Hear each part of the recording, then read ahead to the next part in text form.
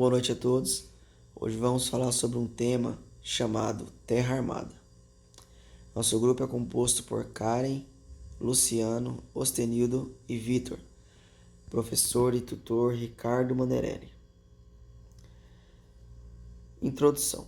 Em 1960, o engenheiro francês Henri Vidal patenteou a tecnologia da Terra Armada, o que ficou conhecida como uma das grandes inovações da engenharia civil e que é utilizada amplamente até nos dias de hoje. Essa tecnologia consiste em confinar aterros em situações específicas, muitas vezes onde não se tem espaço para trabalhar. Hoje em dia, o uso mais comum são em muro de arrimo para a contenção de encostas, encontros de pontes e viadutos de estradas e ferrovias, entre outras aplicações. O atrito do solo é a base da teoria da terra armada. Então, de modo resumido, a terra armada utiliza placas de concreto que são chamadas de escamas e uma armadura nervurada de aço galvanizado, ligadas por parafusos que unem as escamas com a armadura, além da terra que compõe o aterro. E uma observação a ser feita é que as escamas são montadas à medida que a terraplanagem avança. O sistema de terra armada oferece diversas vantagens, entre elas estão baixo custo de execução, agilidade no serviço, capacidade de alcançar grandes alturas de aterro, excelente resistência interna e capacidade de resistir às cargas estáticas. O trabalho teve como objetivo abordar as principais características e importância da aplicação da terra armada na construção civil, assim como suas vantagens. Sobre terra armada, para começar, é uma técnica muito viável economicamente, hein? Isso aí, inclusive o nosso colega já abordou anteriormente, né? Comentando sobre isso. E por ser uma técnica muito viável economicamente, hoje se usa no mundo inteiro, né? Apesar do tempo, ainda é uma coisa bem atual, né? A gente utiliza a mesma técnica com variação quanto aos materiais utilizados. A incorporação dos tirantes aumenta a estabilidade do maciço. Isso aqui é, vamos dizer assim, que seja uma das partes mais importantes de um aterro, né? Desse tipo de aterro. Ou seja, os tirantes que dão a sustentação das placas, né? Que são colocadas para limitar o espaço. Então aqui vocês estão vendo uma foto, né? Só para ter uma ideia, apesar que aqui não da mesma forma, que geralmente a gente tem de um lado passando o tirante vai até próximo, do outro lado até mais do meio. Nesse caso aqui nós temos dos dois lados, né, os tirantes, né, sustentando placas dos dois lados, né. E é assim que fica, né, ou seja, o tirante, aí vem uma camada de solo, é compactado, são colocadas novos tirantes, né, e assim sucessivamente até a altura desejada desse aterro. Quais são os componentes da terra armada? Nós temos o solo, que envolve os tirantes, ocupando um espaço chamado de volume armado. Tirante, solo, até a altura que vai ficar o aterro. Os tirantes são materiais lineares e flexíveis que trabalham a tração e devem apresentar alta resistência à corrosão. Isso é primordial, né? Vai ter contato com o solo, tem que ser um material que não tenha corrosão. Eles prendem-se às placas de concreto por parafusos. Então, são presos a parafuso e estirados, né? E depois colocado camada de solo por cima e compactado. São normalmente feitos de aço, galvanizados, especial, e algumas vezes de alumínio, né? Só que são geralmente, dependendo do material, eles se tornam mais caros, né? De aço inoxidável ou mesmo de aço de baixo teor de carbono, sem galvanização. Então, de acordo com que as tecnologias avançam, você vai tendo novos materiais, às vezes tornando o sistema ainda mais barato. Nós temos os blocos, né, que são outro componente, né, do sistema, blocos em elementos pré-fabricados, geralmente são painéis de concreto pré-moldados, ou unidades de alvenaria modular também, pré-moldado, ou ainda metálicos. Então tem uma variedade grande, né? Claro que o que torna o projeto mais viável é o que o pessoal vai escolher, a empresa vai escolher para executar. O material de preenchimento, que é o solo, que a gente já citou anteriormente, que a gente vai detalhar mais um pouco. É um material preferencialmente granular. Ele deve ter boa durabilidade, alta permeabilidade. Então não é interessante um solo muito argiloso, né? Um solo que retém a umidade, é um problema, né?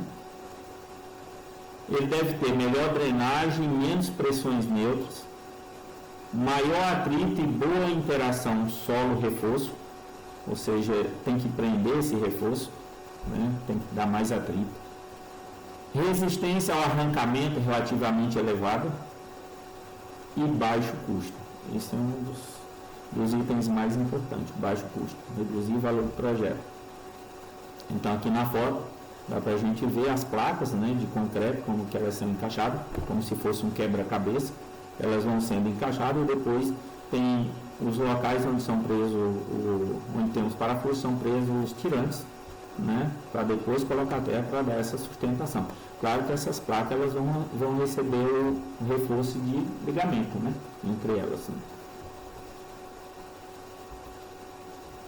Aqui a foto também para a gente ver a questão do solo, né? Só para mostrar o solo, como ele é bem granular. Isso é um solo de melhor qualidade para esse tipo de trabalho, que dá uma melhor drenagem, né, do sistema.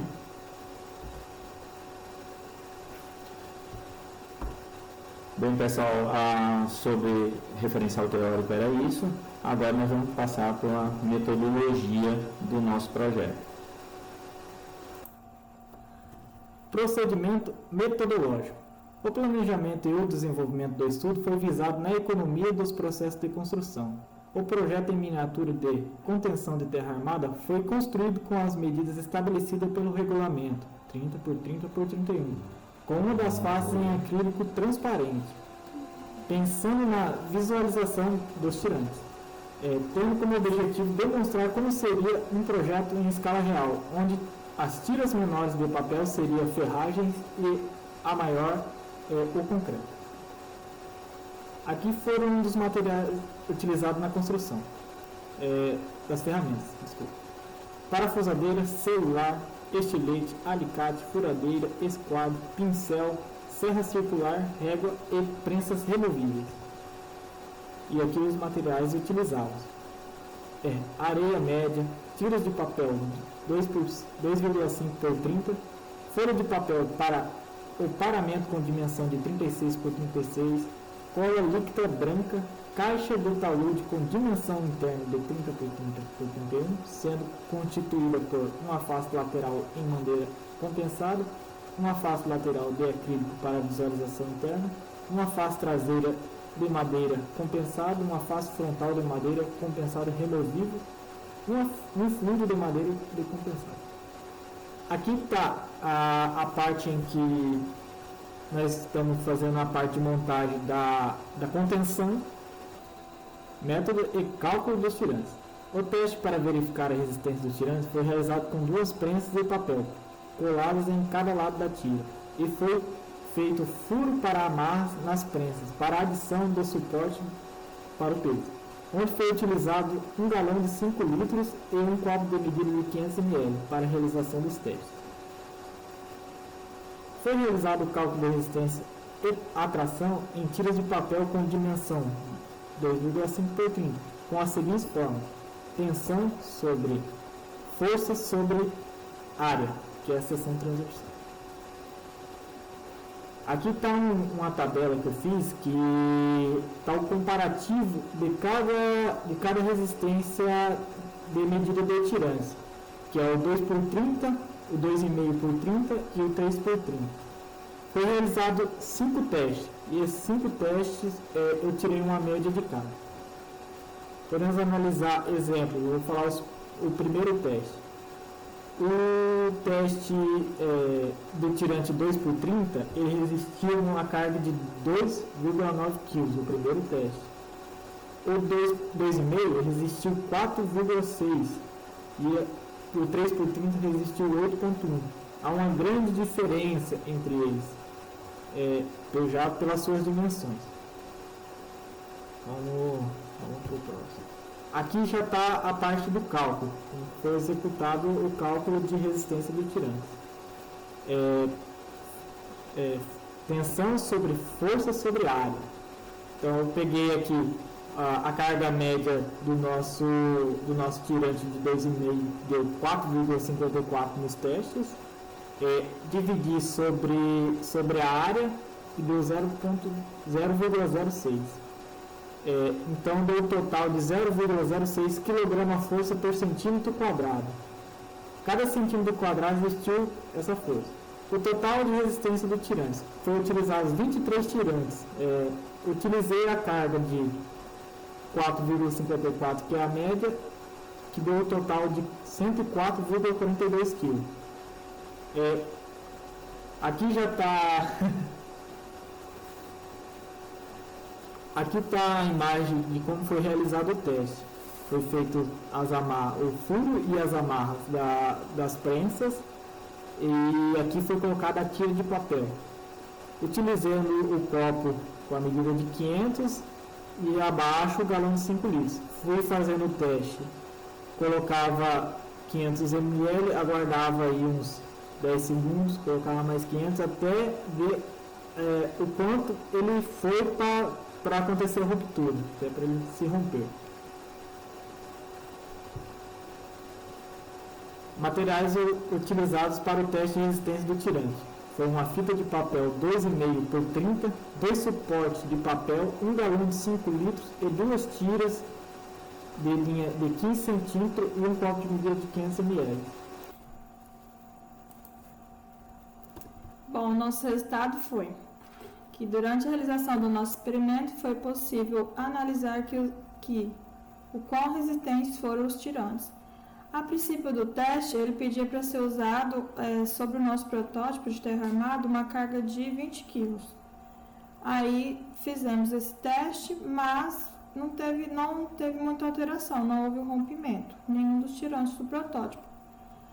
Com isso, resolvemos utilizar pesos maiores até o rompimento dos tirantes e obtivemos um resultado impressionante, pois o protótipo suportou uma carga aproximadamente de 110 kg até sua ruptura final. A seguir, temos uma tabela que fez a análise desses rompimentos. O nosso tipo de solo foi uma areia média, a área do papel, o reforço, foi de 0,27 metros quadrados e a massa do solo foi de 43,44. A carga aplicada de início foi de 0 kg. Ao terminar o experimento, antes de terminar o experimento, que foi colocada a areia, antes de colocar qualquer carga, já teve um deslocamento de 1 centímetro da guia. Quando colocamos 10 kg sobre o protótipo, não ocorreu nenhum deslocamento, e nem aos 20 kg. O deslocamento ocorreu aos 40 kg de carga, que teve um deslocamento de 2,5 centímetros. Entre as cargas de 80 kg, 100 e 110 kg, não analisamos o deslocamento, mas quando chegou na carga de 110 kg aproximadamente, houve sua ruptura final. A nossa conclusão é que, pelos cálculos de resistência do sistema de contenção, os mesmos deveriam suportar uma carga de 104,42 kg. No entanto, a ruptura ocorreu com aproximadamente de 110 kg. Bom, esse foi o nosso trabalho sobre terra armada e obrigado pela atenção de todos. O projeto se inicia com a alocação da areia. Foi colocado areia consecutivamente em cada nível. Após o preenchimento, é retirada a barreira de contenção.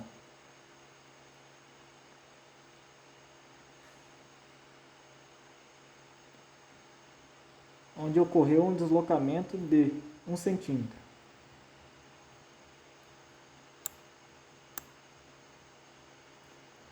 Após iniciarmos o projeto com a carga de 10 kg e fomos aumentando consecutivamente até dar 20 kg.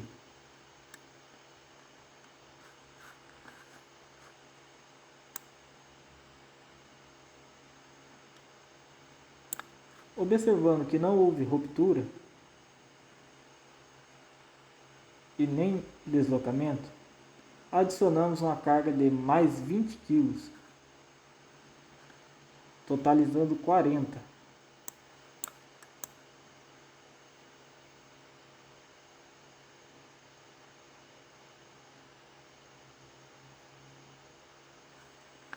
Onde ocorreu um deslocamento de 1,5 cm. Após verificarmos que atingimos o objetivo, adicionamos uma carga superior de 70 kg, como na imagem é um aluno, integrante do grupo. Não ocorrendo o rompimento, adicionamos mais carga, totalizando 90, e assim persiste intacto.